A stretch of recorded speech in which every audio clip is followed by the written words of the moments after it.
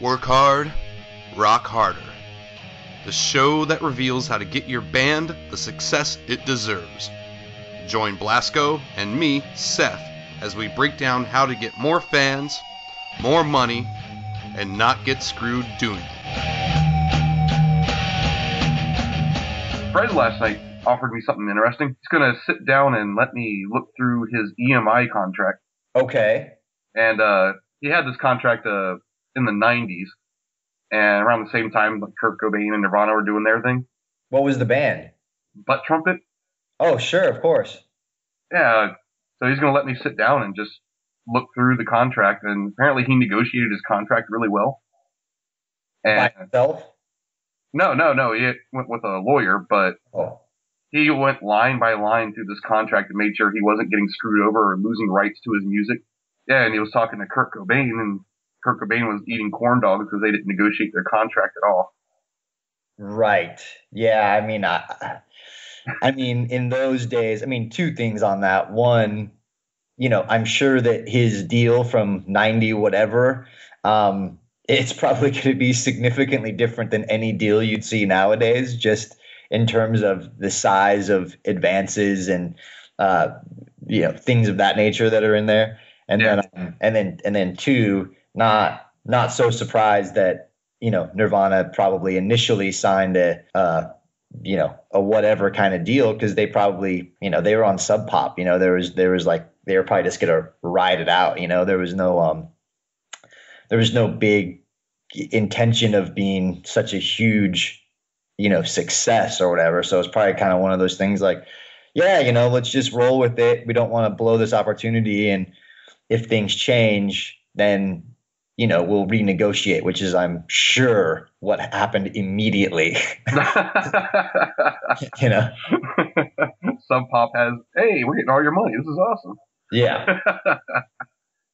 Yeah, but I heard something shitty about that. It was that they were arguing over one of the releases of, I forgot, it was In Utero. Right. And when they were negotiating that, Sub Pop decided to release, was it Insecticide or something like that? Oh, right. Yeah, I'm probably getting the name of the album wrong.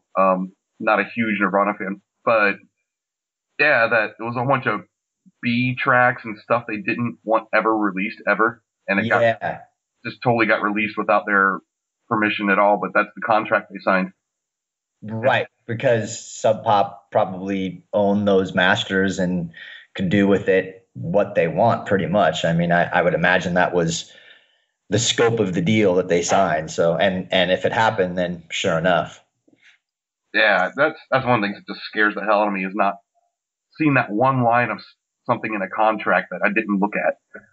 Yeah, well, that's why you gotta have an attorney. I think I was reading somewhere recently, about building your team, a band building its team, and clearly the most important aspect of the first part of building the team certainly should be the attorney, because everything else following that, if you're in a position to grow and to build a team around you anyway, is that everything else in the team requires some sort of contractual negotiation. So, to work in reverse, because I've known bands that have signed contracts without an attorney, and then they get an attorney afterwards, and then and then you see that and you're just like, wow, dude, really? Like, the attorney's like, what did you sign? Like, I don't even know what I can do for you now. Oh yeah. That's the other thing, is getting a contract. What is it called? I'm so dumb on these things. Was it a musician publishing? Anyway, it's the contract you sign between your own band to make sure if the drummer decides to quit one day, what happens to all the royalties and recordings? Oh, right. Like it's like an internal band agreement. Yeah, it has a particular name, but I'm just not thinking about it right now. Like musician publishing contract or something. But yeah, that's also one of the other things. It's like you have to have that internal agreement set up so just something simple like dude can't go on tour, but still wants all the money from the tour. Yeah, I mean, things can get sticky, especially whenever it comes to writing. Mhm. It's splitting up the publishing and where that goes, and that gets sticky amongst writers and amongst band members.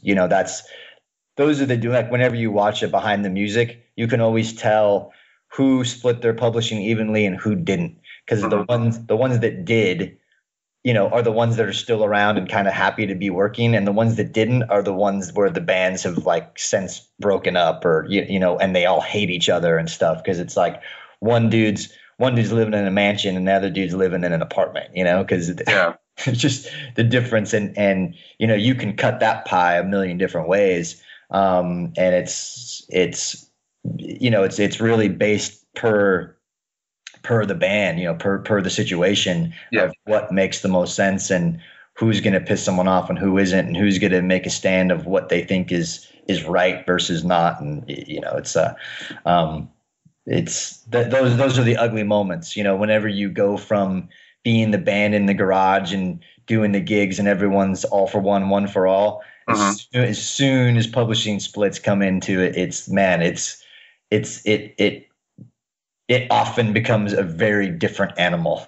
I can imagine. I had one thing with a drummer once that it was just some conflicts of personality, and plus his time suddenly went away, so he couldn't spend as much time with the band that we wanted him to.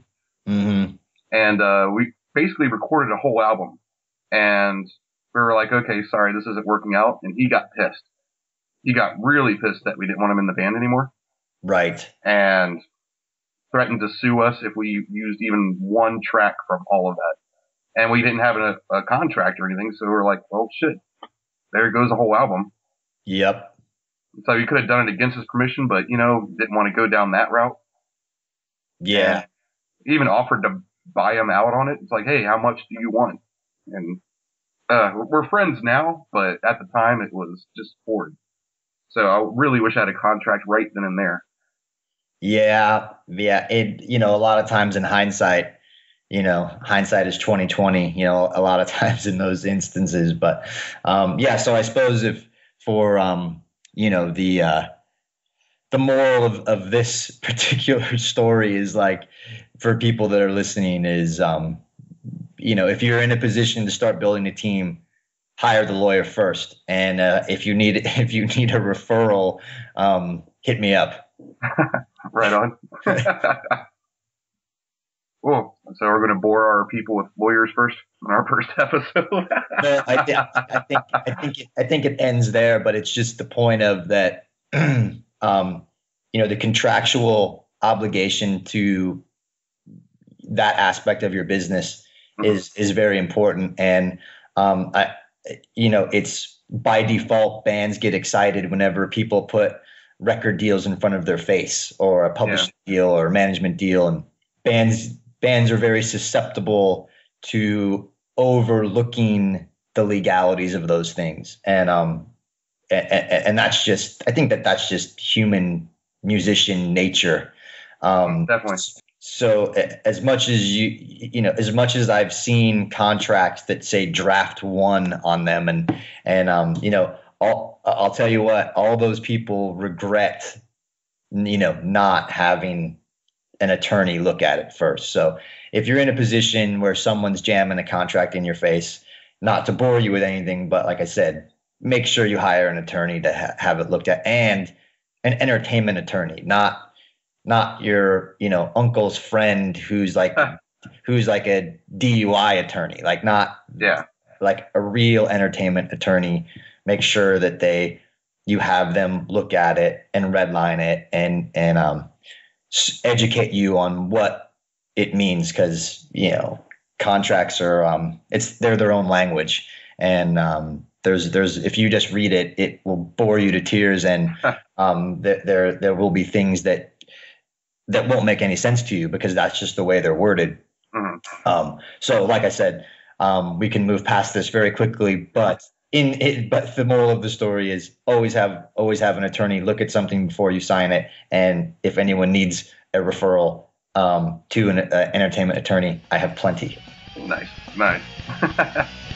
We want to hear from you. If you have a question that you want us to answer on the show, give us a call at 765-507-9474. Again, that's 765-507-9474. We can make a whole show out of your question. To learn more about us, visit Blasco at bloganddestroy.net and visit me, Seth, at howtorunaband.com. And remember to work hard and rock harder.